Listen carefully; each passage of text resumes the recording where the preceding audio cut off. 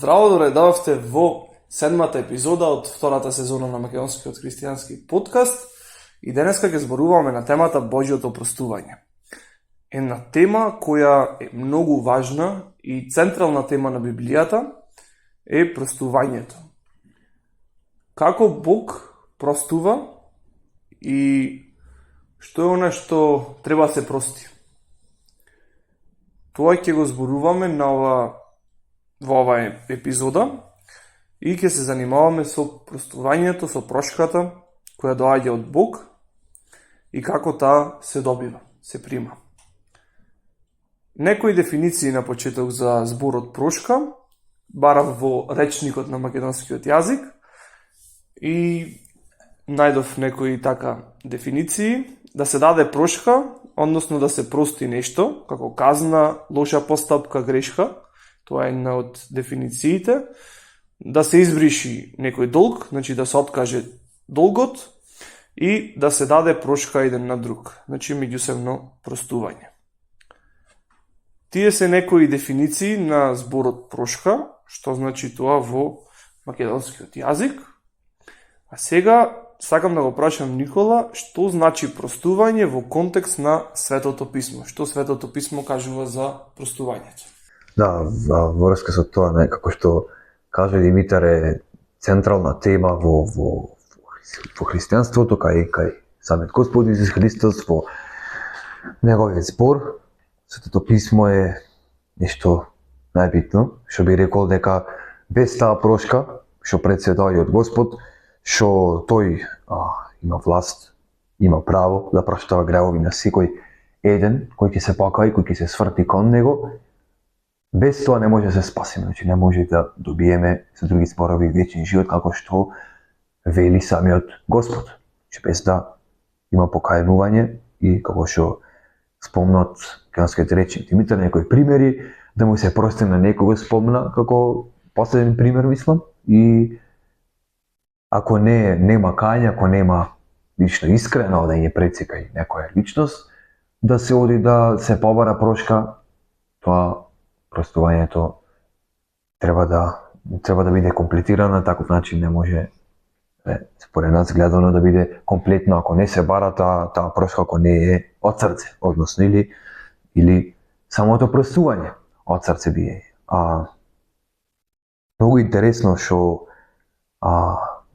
во контекст на Светото писмо, кое сакав да ги прочитам тие стихови кои ме допреа да што се и од Стариот Завет. Прво ќе сакам нешто да прочитам, ама и пред тоа да спомнам, во смисла проштавањето во Стариот Завет, порано како што сега е преку крвта Христова, преку милост и благодат на искажено на крстот, која Господ Исус Христос се даде за нас, така во Стариот Завет Господ имаше со израелскиот народ склучено договор, склучено завет, за тоа Стариот Завет се викаше, и тој Стариот Завет беше кога сака некој на вистина да се покае пред Господ, одеше каде што Господ имаше тој храмот, каде што имаше назначено, ќе земеше чисто, непорочно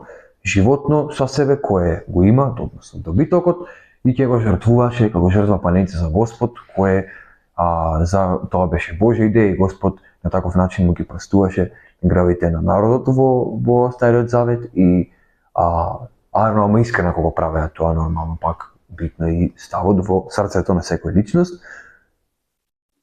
Целта на тоа ми беше само да направам мала споредба, исто така дека пак доаѓа до искреноста на срцето, ставот на срцето на човекот, дека воопшто што се одлучува, дека заприметува дека Господ му сгрешил, на тој што му сгрешил пред се, ама пред да му сгреши на тој оти заповедите Божи се тие, кои што се, и знаеме дека пред се, ако направиме некој греф или грешка против некој, пред се му грешиме на Господ. Значи Господ е тој што ќе се наути дури повеќе од на таа личност што му грешиме.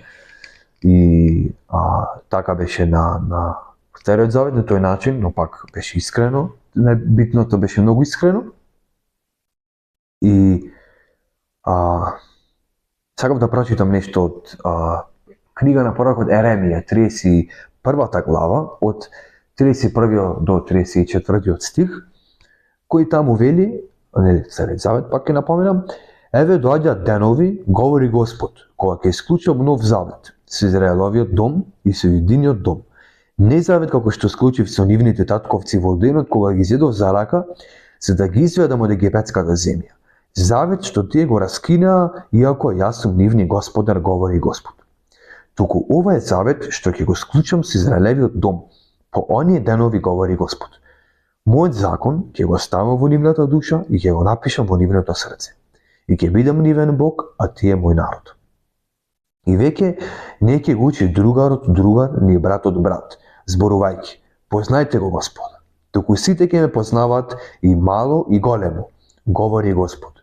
Зашто ќе го простам нивното беззаконие и не ќе си спомнувам веќе за нивните гревови.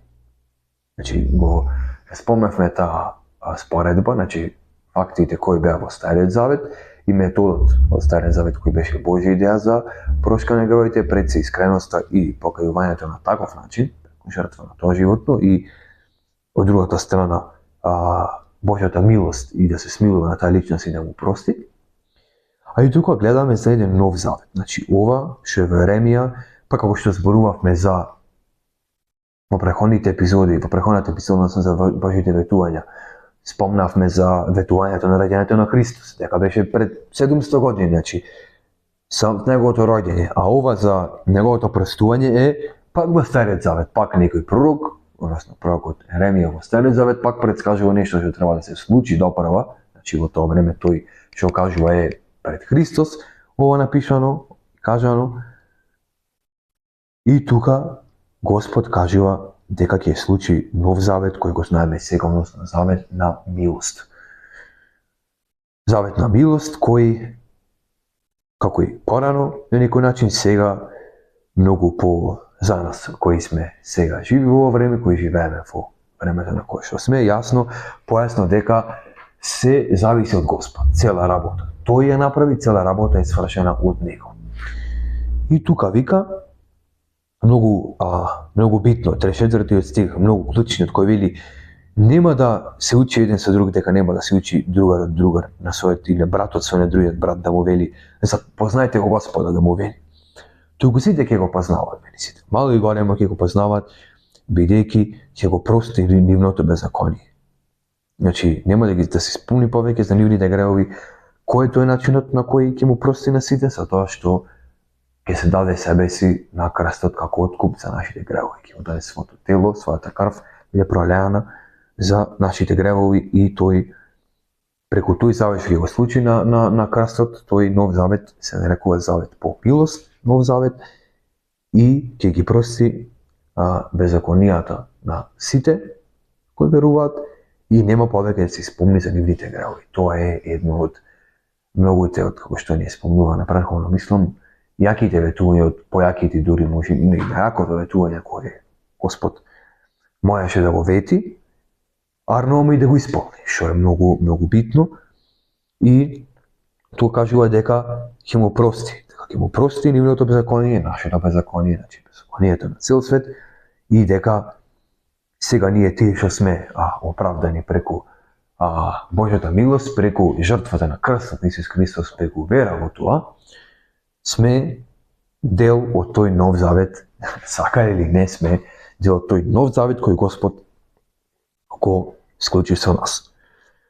Од друго место во Светото писмо кое сакам да прочитам во врска со ова, врска со Божјото престување, и на некој начин едно од перспективите кои ги има еден пророк наречен Михеј во Стариот завет, кој исто така и го навестуваше Божјиот збор, го навестуваше Божјото доаѓање, Божјата милост.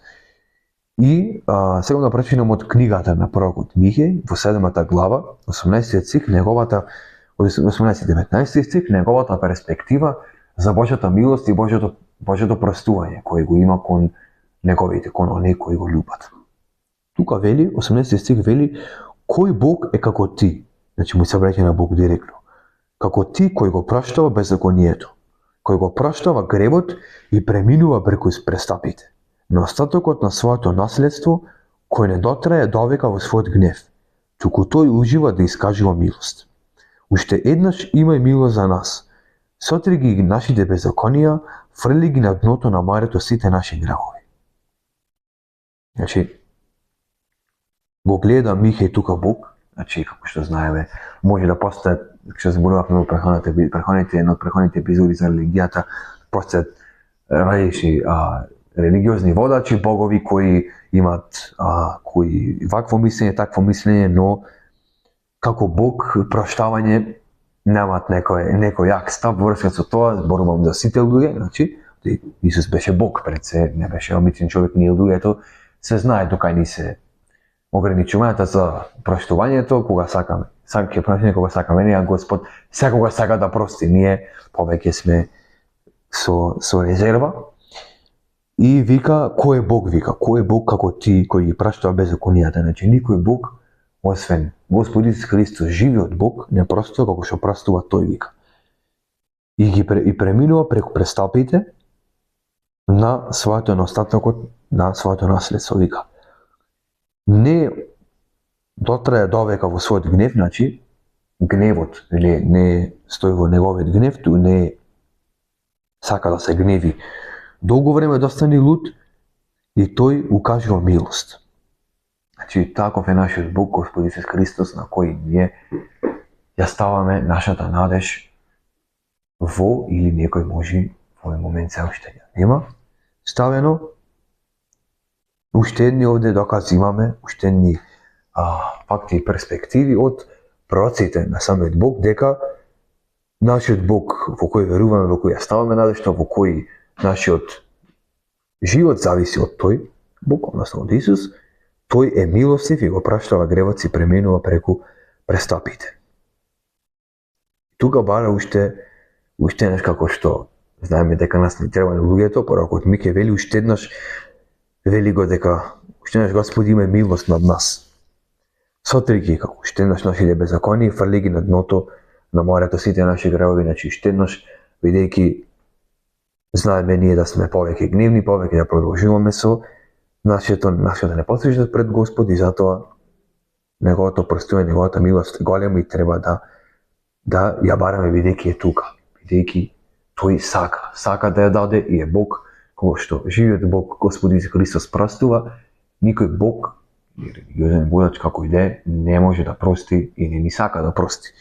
Така да, тие за почиток тие беа некои стихови и од местот од писмо што сакав да споделам накратко за каков е Бог, какви е перспективата за неговото простување, колку е клучно, колку е битно во нашите животи и поттик за секој ден да размисли за колку Господ му прости и да го свати на некој начин тоа сериозно.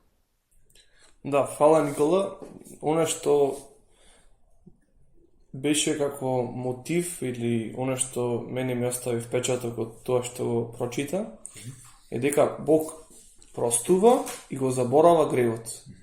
Че го фрла на дното на морето. Не си спомнува повеќе за тие гревови. Тоа е нешто моќно и ние со тоа се бориме, да речем, да му, ќе му простам јас на некој, но ми е тешко некако да му заборавам што ми направи. Меѓутоа, Бог ни простува и го заборава тоа. Значи, тоа е многу моќно. И Бог повеќе не гледа на твоите гревови, туку те гледа тебе како еден човек кој како никогаш да не сгреши. Зошто? Зошто е тоа така? Поради Исус. Бидејќи Исус живееше совршен живот кој ние никогаш не можеме да го живееме, и тој така совршен на негови 33 години се даде како жртва за нашите гревови. И со тоа гревовите ни се простени поради таа жртва, поради тоа што го направи Исус на крстот, а праведноста што ја имаше Исус ни се препиша нас. И кога Бог не гледа нас, го гледа Исус. Значи, сите наши гревови се избришани, се простени и заборавени. А Бог го гледа Исус во нас. Ја гледа неговата праведност која ни се препиша поради верата во него. Тоа е многу интересно и многу моќно. наистина. Сакам да навлезиме малце подетално сега во однос на Божјото простување на нашите гревови. Ке читам јас од Новиот Завет. Никола ни даде малце вовет во Новиот Завет, од Стариот Завет, оно што беше предвидено од пророците, а сега ќе видиме што се исполни во Новиот Завет и како ние навистина го примаме тоа Божјо простување на нашите гревови. Прво, што е гревот? Мора да го дефинираме, за да знаеме што ни прости Бог. Ни го прости гревот. Што е гревот? Во прво Јованово послание, 3 глава, 4 стих пишува: Секој кој врши грев, врши и беззаконие. И гревот е беззаконие. Значи, неисполнување на законот, односно прекршување на законот, а законот се 10 Божји заповеди, може да кажеме некој од нив. Првата заповед е: Јас сум Господ твојот Бог, немај други богови освен мене. Колку пати во животот на местото Бог сме ставиле нешто што не е вистинскиот Бог. За жал, многу често се случува тоа да на прво место ни биде, не знам, кариерата, не знам, може би дури и децата, кај родителите се на прво место, но Бог треба да биде секогаш на прво место. Ни пари, ни слава, ни децата, како што спомнав. Кога ќе ни биде вистинскиот Бог на прво место, тогаш ние ќе може да се грижиме за нашите деца. Другата заповед вика: не си прави никаква слика на она што е горе на небото, долу на земјата, или во водите, или под земјата. Немој да им се поклонуваш и немој да им служиш. Оти јас сум Бог, ревнив Бог. Не лажи, не кради, почитувај ги својот мајка и татко, не мисли зло, исто, не посакувај оно што е туѓо, не убивај. Тие се дел од заповедите. Не врши прелюба, исто така, што спомнавме минатиот пат. Се занимававме и со, во емисијата Спасение, се занимававме и со законот, односно 10 Божји заповеди подетално, и со спасението. Сето тоа е беззаконие, односно законот, неисполнување на законот, неисполнување на 10 Божји заповеди е беззаконие или кршење на законот. И тука во прво Јованово, Јован ни кажува: секој кој врши грев, врши беззаконие. И гревот е беззаконие. Таа е дефиницијата. Исто така, Светото Писмо ни кажува многу јасно дека сите сгрешија, вклучувајќи ме и мене и Никола. Кога зборува за сите, значи сите.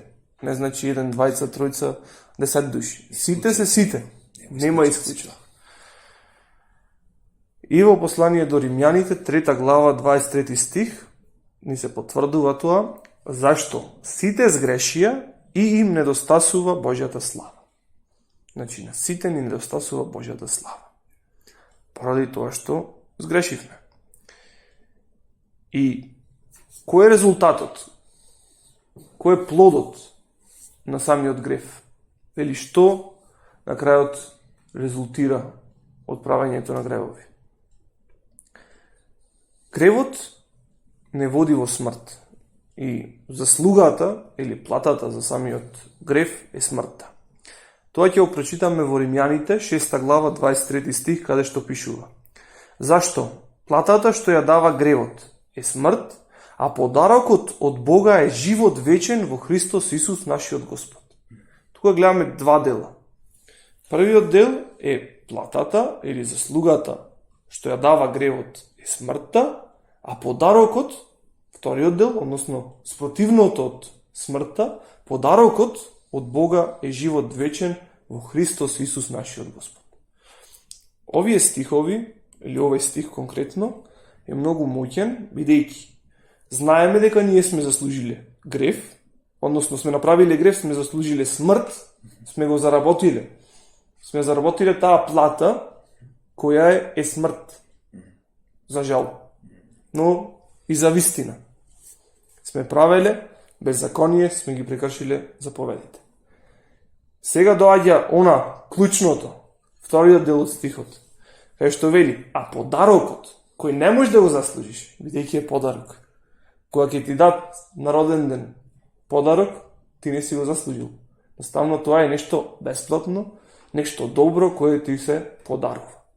А подарокот од Бог е живот вечен. Живот вечен во Исус Христос, нашиот Господ. Многу јасно, она што го заслуживме беше смртта, а она што го дава Бог е живот. И то го дава бесплатно, незаслужено, како подарок. Многу јасно го се опишани работите. Она што го заслужуваме, она што го дава Бог. Поради смртта, поради тоа што постои смртта и што сме ја заслужиле, нас ни е потребно Божјото простување. Тој живот вечен, тој подарок ни е неопходен. Неопходно ни е Бог да ни прости, да ги прости нашите гревови. Како Бог ги простува нашите гревови? Бог ги простува нашите гревови преку верата во Исус Христос. Што направи Исус Христос, ќе прочитаме сега во послание до Ефесјаните, 1 глава од 3 до 8 стих. Таму пишува: да биде благословен Бог и Таткото на нашиот Господ Исус Христос, кој не благослови во Христа со секаков духовен благослов во небесните места, зашто не избра во Него пред создавањето на светот, за да бидеме свети и непорочни пред Него во љубов, како што не ја определил однапред, за да не посини преку Исуса Христа, по благоволение на својата волја, за да биде фалена славата на Неговата благодат, со која не дарува во возлюбениот, во кого имаме откуп преку Неговата крв, прошка на гревовите според богатството на Неговата благодат, која ја излеа изобилно на нас во секоја мудрост и разумност. Значи, 7 стих ни кажува дека во Исус имаме откуп преку Неговата крв. Значи, нашите гревови се платени, или заслугата што ние, или платата што ние ја заработивме, смртната казна, смртта која ја заработивме, е платена. Значи, имаме откуп во Христовата крв, во Неговата крв. И со вера во тоа, ние имаме прошка на гревовите според богатството на Неговата благодат. Според богатството на Божјата благодат. Значи, тој подарок, таа благодат е излеана врз нас. Со тоа што ние ќе го прифатиме Господ Исус Христос како наш Господар и Спасител и ќе веруваме, односно се предаваме, се доверуваме дека она што го направи Исус на крстот е тоа што ние треба да го веруваме. Односно, дека таа Негова жртва е доволна да ги покрие сите наши гревови и целосно да не откупи од гревот, да ја плати таа смртна казна и ние имаме овде во 7 стих пишува прошка на гревовите. Значи, нашите гревови се простени.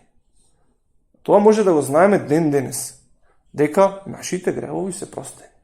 Простени, заборавени и избришани. Бог нема да се спомне за нив. Тоа не уверува Светото писмо. Во Дела на апостолите, Дела апостолски, 13 глава, 37 до 39 стих ни пишува: а оној кого Бог го воскресна, не виде гниење. И така, мажи и браќа, знајте дека преку овој ви се навестува простување на гревовите. И од се што не можевте да се оправдате преку Мојсевиот закон, преку него се оправдува секој кој верува. Значи, никој не може да се оправда преку Мојсевиот закон. Преку законот, преку 10 Божји заповеди, доаѓа познавањето на гревот. Ние сваќаме дека сме сгрешиле со тоа што го читаме законот и законот не убедува, ни кажува дека сме го прекршиле. Преку законот ние познаваме дека сме направиле греф, односно беззаконие. И затоа тука Петар проповеда и кажува дека преку него, преку Исус, се оправдува секој кој верува. Значи секој што направил беззаконие, секој што направил греф, се оправдува преку Исус. Но клучниот збор е кој верува. Значи секој кој верува се оправдува. Тоа значи дека е оправдан. Ако веруваш, ти си оправдан. И ти си сигурен дека ден денес, ако веруваш во Исус, дека твоите гревови се простени. И дека ти си оправдан. Тоа го кажува Светото Писмо. Во сегашно трајно време.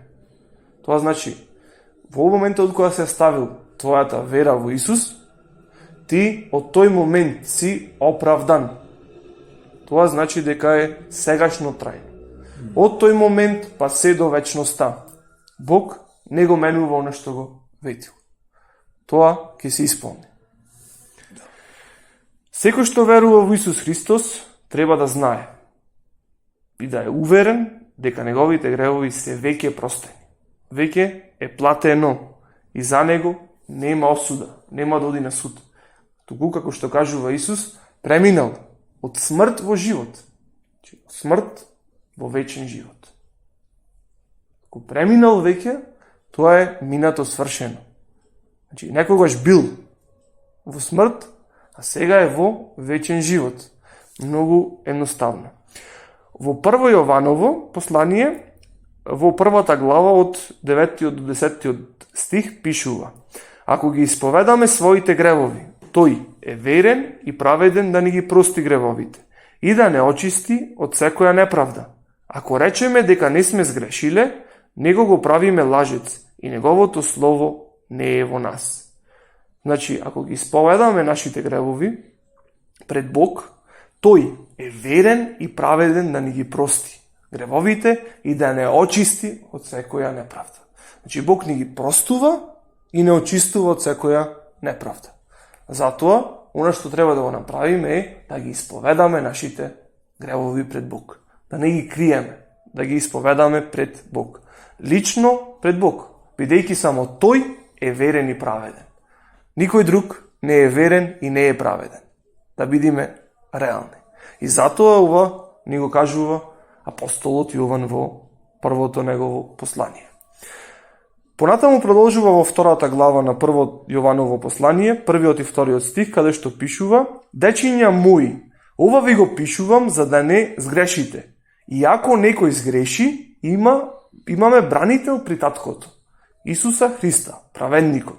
Тој е жртва помирница за нашите гревови. Не само за нашите, туку и за гревовите на целиот свет. Значи, тука Јован уште еднаш кажува дека ова ви го пишувам за да не сгрешите. Но, и ако некој сгреши, ние имаме бранител при таткото. Имаме застапник, имаме бранител. Тоа е Исус Христос праведникот. Значи, Исус Христос е оној кој не брани, оној кој се застапува за нас. Тоа е праведникот. И во вториот стих од втората глава на Прво Јованово пишува: тоа е жртва помирница за нашите гревови. И не само за нашите, туку и за гревовите на целиот свет. Целиот свет сме сите ние луѓе. Во 12 стих од втората глава, повторно од Прво Јованово, ви пишувам, дечиња, зашто ви се простени гревовите заради неговото име. Значи овде апостолот Јован уште еднаш не уверува. Ви се простени гревовите. Значи минато свршено време. Моментот кога сме ставиле нашата вера, сме поверувале во Господ Исус Христос, дека тој умре на крстот за нашите гревови, беше погребан и воскресна на третиот ден. Тогаш, во тој момент кога сме ставиле нашата вера, сме ставиле нашата надеж, сме довериле целосно, потполно, без сомнеш, во тоа што го направи Исус, дека тој ги плати сите наши гревови, сме сигурни, и уште еднаш не уверува апостолот Јован, зашто ви се простени гревовите заради неговото име. Заради името на Исус Христос ни се простени гревовите. Не заради тоа што ние сме го направиле. Не заради нешто што ние можеме да го направиме, туку заради неговото име, заради тоа што го направи тој. Во дела на апостолите, апостолски дела, 3 глава 19 стих пишува: затоа покајте се и обратете се, за да ви бидат избришани гревовите, за да дојдат од лицето на Господа времиња на освежување. Овој стих е дел од проповед на апостолот Петар и вика: покајте се и обратете се, за да ви бидат избришани гревовите. Она што треба да се направи е да се покаеме, да ги признаеме пред Господ нашите гревови, да покажеме дека ни е жал за тоа што сме го направиле, дека тоа што сме го направиле е спротивно од она што е Божја волја, од она што е Божји план. И дека не сакаме повеќе да го правиме тоа, туку да се свртиме кон Бог, значи да се обратиме кон Исус и да веруваме во Него. И тој да биде Господар и Спасител. Значи тој да управува со нашиот живот и да ќе хориме по неговиот пат. Тоа апелира Петар и кажува дека ако се покаеме и се обратиме кон Исус, ќе ни бидат избришани гревовите. Повеќе нема да ги има. Многу силни зборови. Во 2 глава, 38 стих од книгата Дела на апостолите, Дела апостолски, а Петар им рече: покајте се и секој од вас нека се крсти во името на Исуса Христа за проштавање на вашите гревови и ќе примите дар од Светиот Дух. Значи, пак Петар тука ги повикува луѓето на покаяние и на вера во Исус Христос. И да се крстат во името на Исуса Христа за проштевање на нивните гревови и да примат дар од и ќе примат дар од Светиот Дух.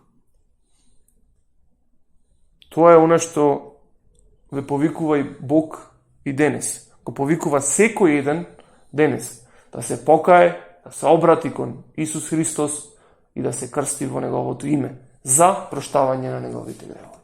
И Неговите гревови ќе бидат простени и избришани. Повеќе нема да бидат запишани, туку ќе бидат избришани. Бидејќи во Откровение пишува дека на секој ќе му биде судено според делата. И таму ќе има книга, значи Бог има книга, каде што се запишани сите работи што сме ги направиле. А тука пишува дека ќе ни бидат избришани. Значи, повеќе во таа книга нема да постоиме. Книгата на преку која ќе се суди, бидејќи нас ни е простено. И ние не одиме на суд, одиме во вечен живот. Меѓутоа, тие што не веруваат, таа книга ги содржи нивните дела. Нивното име ќе бидат судени според нивните дела. Што е многу страшно. И затоа Бог ве повикува денес на покаяние и вера во Исус. Тоа е она што тој сака да го направи секој еден, но оставил тоа да биде лична, свесна, своеволна одлука кај секој човек. Во послание до евреите, 10 глава, од 15 до 18 стих пишува: а и Светиот Дух ни сведочи за тоа, откако рече: ова е заветот кој ќе го склучам со нив.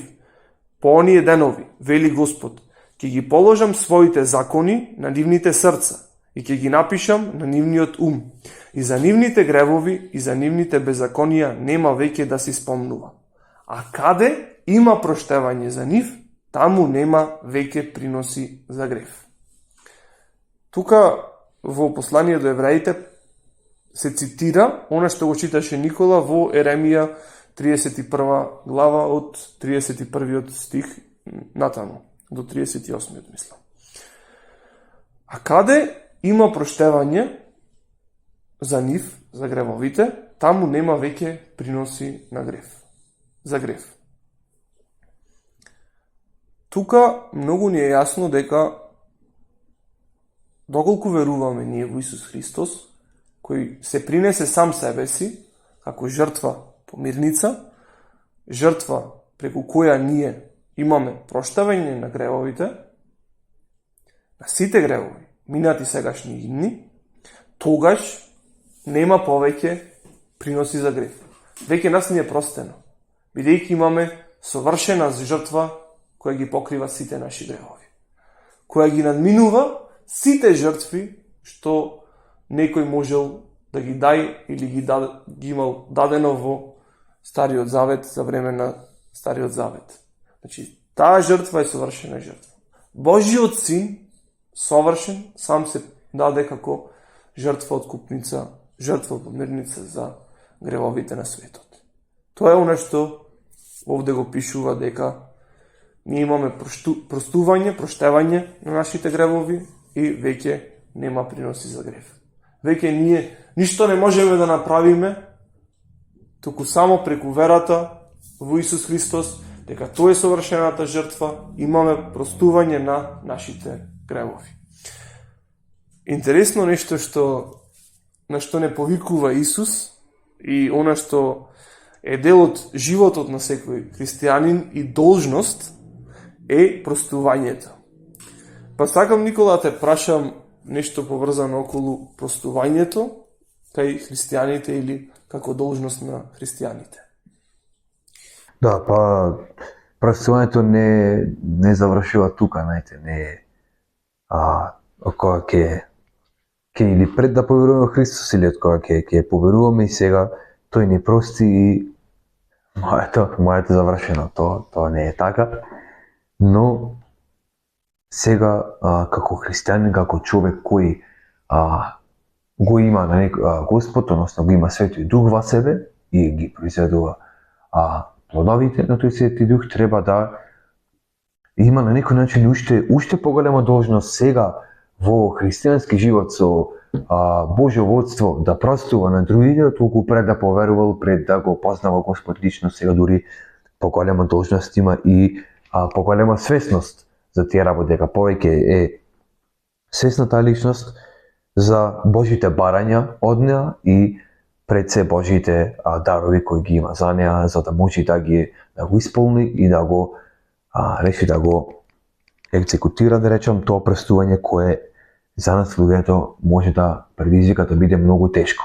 Да некогаш да се нетиме, да се противиме, да не сакаме да простиме, односно со други зборови да одиме против Божјата волја, а Божјата волја е да му простиме на другите, како што Господ ни прости нас. И одново да му прощаваме ради тоа што ќе се дешава такви работи, грешки, некои работи против, што можеме да ги имаме едни против други. И поврска со тоа би споделил неколку стихови од Евангелие според Матеј, 18 глава, сакам да прочитам од 21 стих до крајот, односно до 35-тиот. 21 стих таму вика, овие се Исусови зборови, значи принцип директно од Господ Исус, од Божјата уста, кој вели, че пишува: тогаш Петар пристапи и му рече: Господи, колку пати да му простам на брата си кој греши против мене? До 7 пати ли?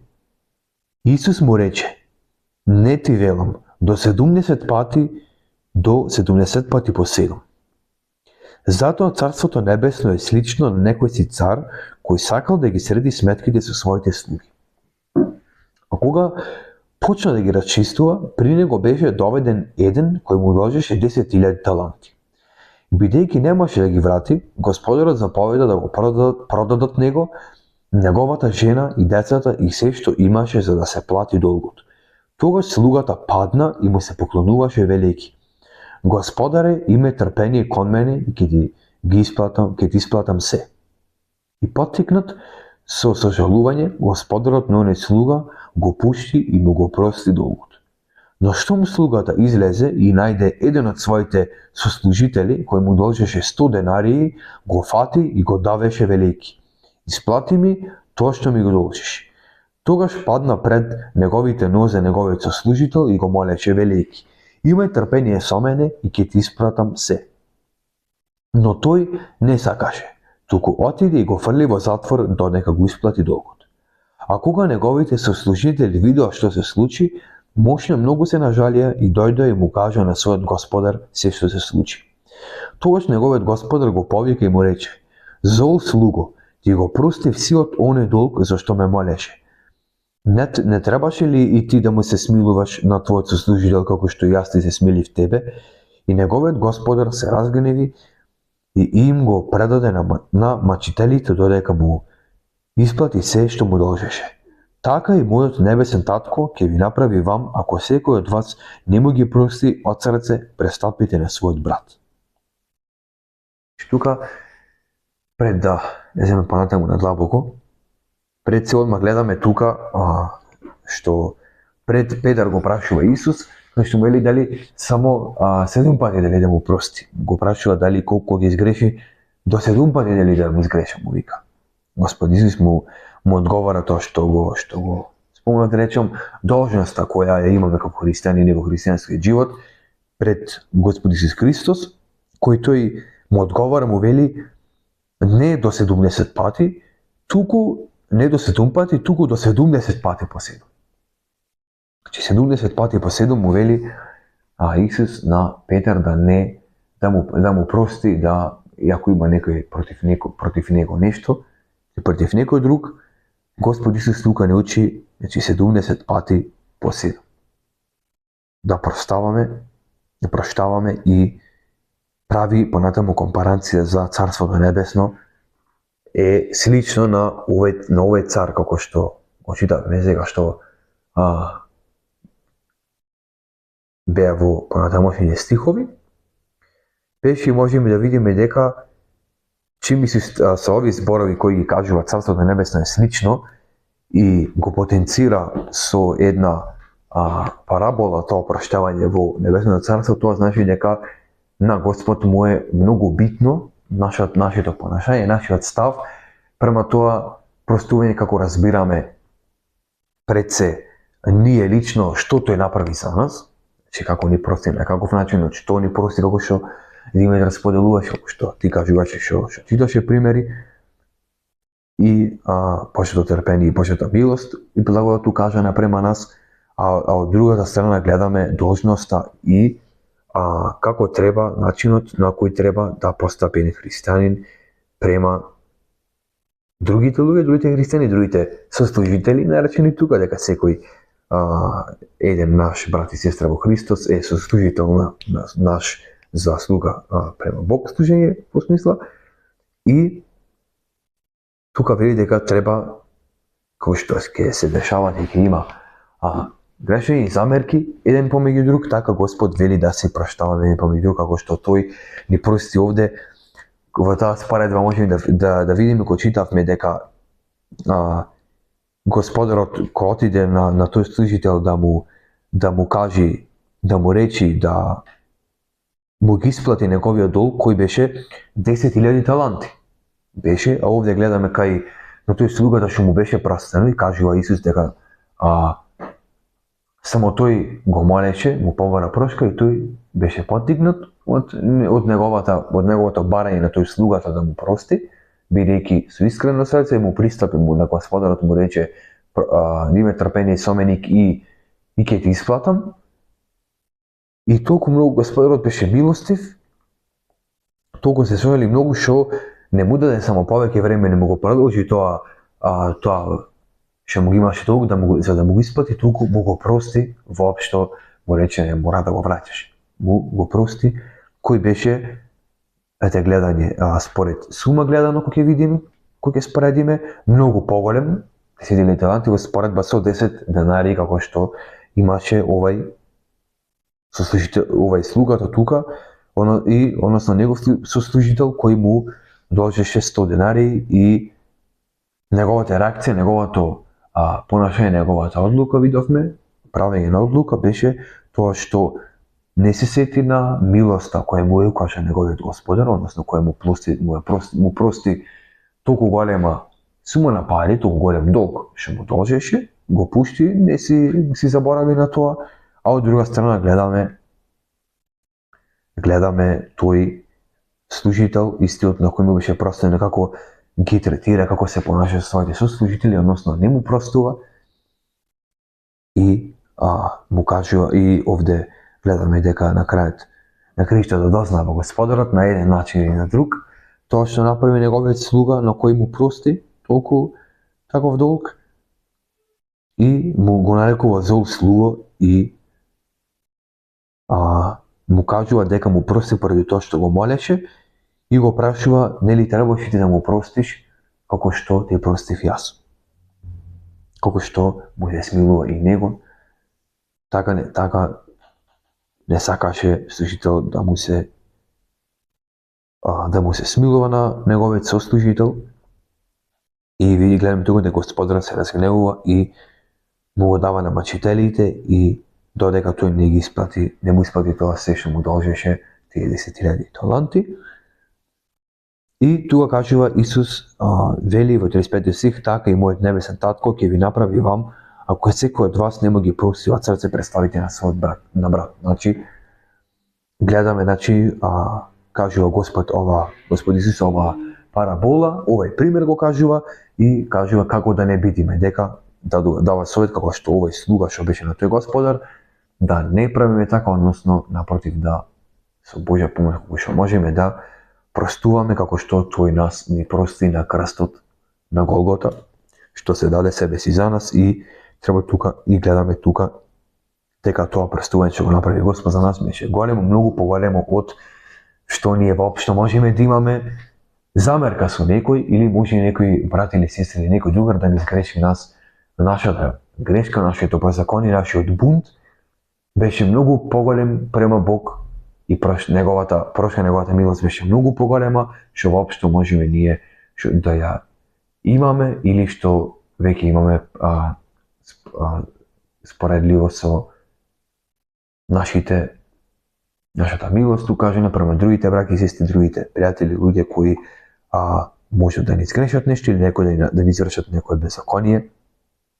И нашата должност како христијани, како луѓе Божи деца кои припаѓаат кај Бог, во неговото царство, тука кажува дека неговото царство е слично на ова приказна, ова парабола, што Исус се кажува и дека нашата должност е да му простиме како што тој нас ни прости за нашите беззаконија, односно се даде себе си на наше место, на место за нас, ние да ја платиме казната за гревот, тој ја плати и ни прости, така и ние треба да простуваме на своите браќи и сестри, да се даваме за нив, да му кажуваме милост.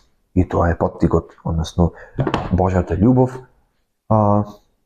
Неговиот пример, гледаме неговото простување, треба да ни биде поттик за како и ние понатаму да простуваме, да ги простуваме многу помалите некои замерки што можеме да ги имаме меѓу нас во споредба со бунтот кој имавме ние со Бог.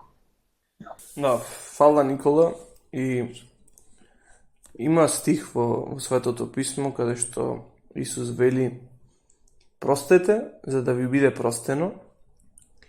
И тука во параболата што ја прочита, важното е дека Бог ни ги прости сите наши гревови. Значи нема тука мал голем грев, туку сите, какви да се. Кога сме искусиле таква прошка, сме примиле таква прошка, должни сме и ние да му простуваме на нашите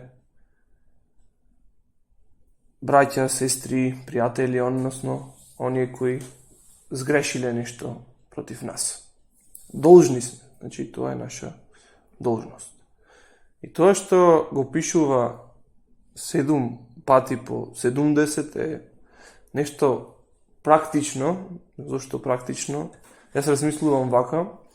Знаеш, на почеток Никола спомнавме нели дека тешко ни е нас да заборавиме нешто што некој ни го направил, му простуваме, а после некако ни доаѓаат некои мисли поврзани со ситуацијата, по емоции, и во тој момент ние повторно пак треба да простиме и пак да се помолиме на Господ да ни даде сила да продолжиме напред, но пак треба да простиме во тој момент. Така да тоа 7 пати по 70 е тоа практичното, дека навистина треба да му простиме од се срце и да го заборавиме тоа.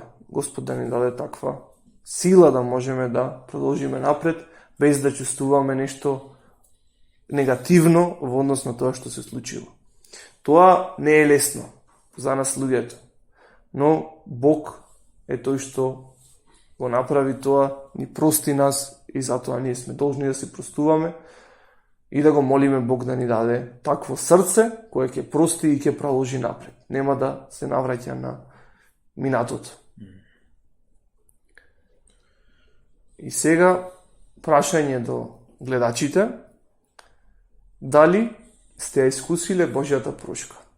Дали сте ги споведале вашите гревови пред Бог и сте ја побарале прошката? Простувањето негово во Исус Христос, кој умре за тие ваши гревови. Значи, да ги споведате вашите гревови, дали тоа сте го направиле? Сте побарале прошка? Додека ние очекуваме да му простиме на некој или да ни прости некој, најбитно е како Бог гледа на таа ситуација. Односно, ние сме виновни пред Божите очи и сме направиле гревови и потребна ни е Божјата прошка. Затоа треба да побараме прошка уште веднаш, уште денес, доколку тоа не сме го направиле. Да ги исповедаме нашите гревови пред Бог и да ја ставиме нашата вера во Господ Исус Христос. Да не чекаме, бидејќи времето е кратко, никој од нас не знае кога ќе замине од овој свет, но едно е важно. Дали сме ставиле нашата вера во Исус Христос и знаеме дека сигурно 100% без сомнеш дека нашите гревови се простени. Доколку тоа го знаеме дека е така, тогаш смртта нема власт над нас. Смртта е поразена, Исус воскресна, ја победи смртта, така и ние ќе воскреснеме, Бог ќе не воскресни и ќе живееме вечно со Бог. Сакам да го прашам Никола, дали, како заклучок, може да ни сподели некој пример за простување или нешто поврзано со целата тема, со нешто го зборувавме, како заклучок. Да, интересно во животот општо, знаеме сите можеме да се најдеме во некои ситуација каде што тешко можда ни е да простиме, кај што тешко да исто така што може и потешко да побараме прошка од личноста и да побараме прошка, нас ми беше тешко што како што има споделено во предходните епизоди уште во првата сезона со сведоше накратко со татко ми, како што поради тоа што беше тој христијанин и уште е на Господ, стува на Христос и поради тоа што јас имав други размислувања и не размислував како што сака Господ да размислувам. Тешкото беше што требаше да побарам пред се Господ ме прости, ама и од небесниот татко, ама и од телесниот татко кој е татко по тело. И тешко ми беше искрено мене со своји зборови да го направам тоа, ама некако во некои ситуации со наверната глава, некојаш со подисправена, пак ама на Господ се реши, работата беше побарана и е побрена, дајне милоста да речам, и сега супер фаламо на Господ и односи кои сепак се Божја идеја да бидат, да сме едно, да сме заедно и за други, не само пред себе родителите, децата и понатаму браќата и сестрите, ама и да, без разлика на колку уште нешто би дало врска со тоа, без разлика на колку мислиме дека некој ни изгрешил, некој брат или сестра или некој другар нешто дали ни украл или нешто таква работа може да се деси се во животот, или не мора да е познаник, некој непознаник ни направил нешто, треба секогаш да се подсетиме на, би рекол на некој начин, на оваа случка, на овие стихови што ги читавме за разликата на тежината, односно и разликата, споредбата на тежината на нашата препирка помеѓу ние и личноста, таа што имаме или личноста помеѓу нас што може да има, и колкава е тој беззаконие, колкава е таа грешка што тој има против нас или некоја замерка ние против него, и да го споредиме тоа со Божјото простување што ни го прости на крстот и колку ние не заслужувавме, не ни биде простено, колку ние заслужувавме да висиме на тој крст како Исус Христос што висеше, така треба да споредиме и да си речеме дека во тие моменти кога ни е тешко да простиме, како што спомна Димитар, емоции, се во игра, во прашање, нашето срце горделиво не сака да прости, сака да се буни, да се горде, сака да малце да со ситуацијата да оди контра, малце да се контра. Но Господ вели дека секој еден кој ќе направи како овој слуга, вика, така ќе биде во Божјото царство со Бог Татко, така ќе направи. Ако секој од нас не се подсети на Христовото простување, Христовата жртва и не му ги прости на својот ближен, на својот брат, на својата сестра, крај овите престапите, и треба да се подсетиме на главната, небитната жртва, над жртвите што биле некогаш дадена, и да си кажеме дека тоа што ние го имаме, таа препирка во моментот со некоја личност не е на некој начин ништо во врска со тоа што споредба со тоа што Христос го направи за нас и колку ни прости.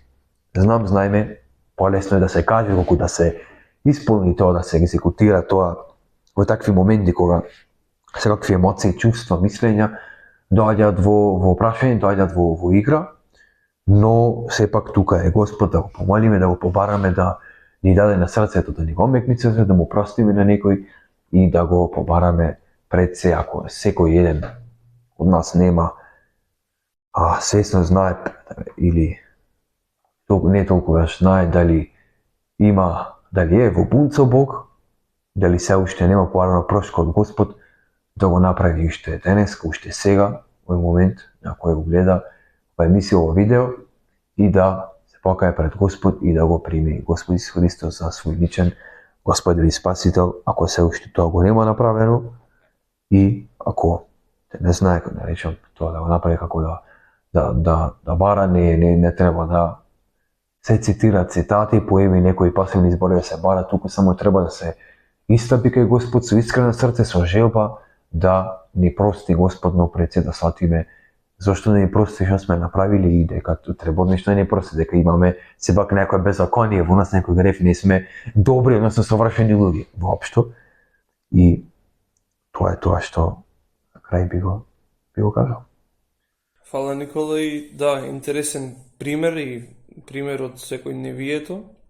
И оно што го кажа е дали заслужи личноста да ми прости она. Тоа што прво ние ќе ни дојде на памет, па и така мериме ние дали заслужи таа личност што ми направи некакво зло, некаков греф против мене, дали заслужува да му простам јас.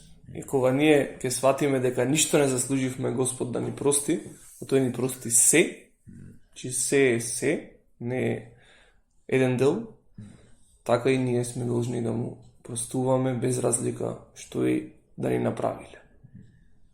Тоа е нешто големо и како што спомна Никола, да го молиме Господ да ни даде сила да можеме тоа да го направиме. Бидејќи сами од себе знаеме дека тоа е тешко. Затоа Господ ни го дал Светиот Дух, кој ни помага да живееме еден побожен живот за Божја слава. Ви благодариме што ја гледавте и ова епизода. Се гледаме во наредната, а до тогаш ви посакуваме мир, добро здравје и Божји благослов. Пријатно! Чао, чао!